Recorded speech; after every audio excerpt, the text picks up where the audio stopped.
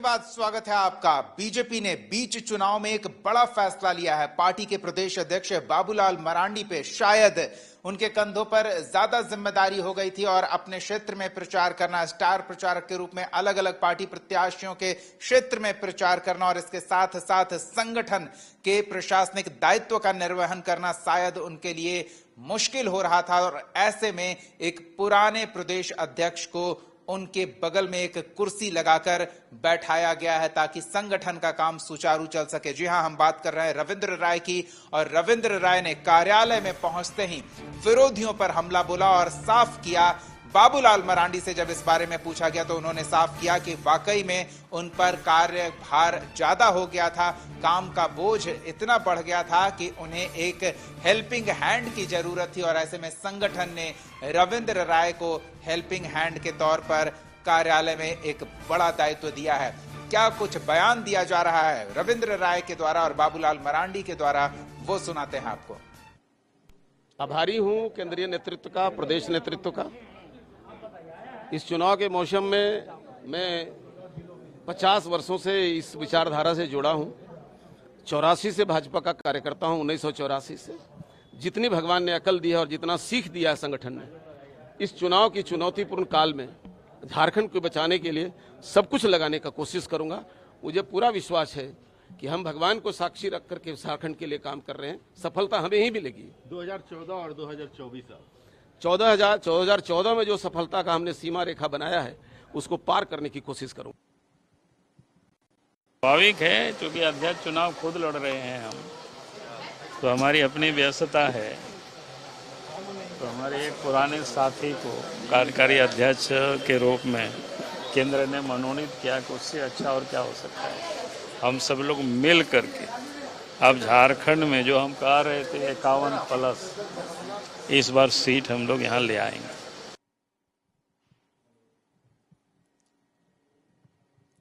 चलिए तो सीधे सहयोगी संतोष के पास चलते हैं और उनसे बीजेपी की इस रणनीति को समझते हैं कि ऐन चुनाव में प्रदेश अध्यक्ष के साथ एक हेल्पिंग हैंड की जरूरत क्यों पड़ गई और रविंद्र राय का चुनाव क्या सोच समझकर किया गया है। जी संतोष।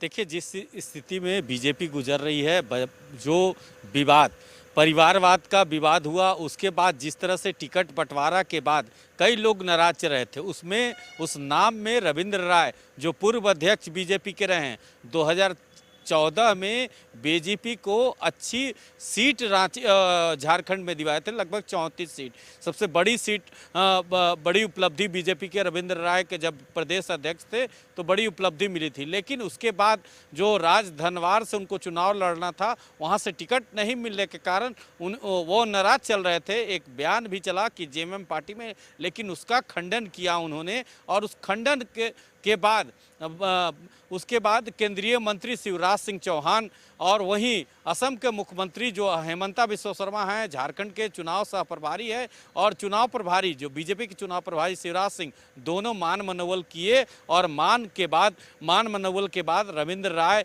को कहा गया कि आप संघ से जुड़े हुए नेता हैं, पुराने नेता हैं, आप संगठन पर ध्यान दीजिए, बीजेपी आपको ध्यान देगी। और इसका जो जिस तरह से उन्होंने घोषणा किया था, चाहे राज दरबार से चुनाव लड़ेंगे या गांडे से चुनाव लड़ने की घोषणा किया था, लेकिन जिस मान मनोबल के बाद उन्होंने मान गए, लेकिन उसके बाद आज बीजेपी के तरफ से एक तोहफा भी दिया, क्योंकि मास्टर स्ट्रोक बीजेपी के तरफ से चला गया है। क्योंकि जिस तरह से बाबूलाल खुद चुनाव लड़ रहे हैं और उनको स्टार प्रचारक प्रचार की सूची में डाला गया है, तो कहीं ना कहीं जो स्थिति है कि लगातार बाबूलाल मरांडी का बोझ बढ़ गया है। आज उन्होंने बयान में कहा कि नहीं, एक एडजस्ट किया गया है, ऐसी कोई संभावना नहीं है। लेकिन उन्होंने बयान में जरूर अपने आप को कहा कि नहीं, हमें कुछ भार कम होगा। अब देखना होगा कि यह बीजेपी का भार, बीजेपी के द्वारा या राष्ट्रीय अध्यक्ष जेपी नड्डा के द्वारा भार कम किया गया है क्या, या जो राजनीतिक जो विपक्ष के लोग हैं